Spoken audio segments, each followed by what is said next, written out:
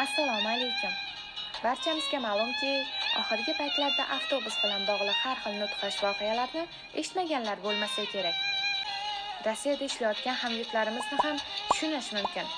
O'zga yurtda ishlab, to'plagan pulini ayab, pullarni iqtisod qilib, ortilgan pullarga esa oilasiga turli xil shirinliklar va har xil sovg'alar olib borsam deydi. Samolyotlarda emas, balki narxi arzonroq yo'l transport vositalarini tanlashadi.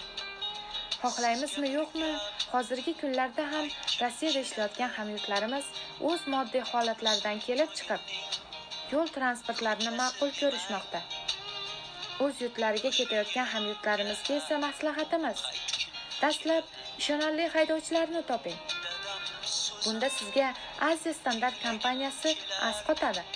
Sababi esa bu kompaniyada ko'p yillik malakaga ega haydovchilar va a'lo darajadagi transport holati sizni o'z manzilingizga bexatar va sog'-omon yetib olishingizga o'z kafolatini beradi.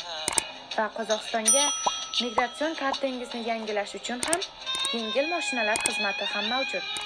Bizga qo'ng'iroq qiling. Safaringiz bexatar bo'lsin.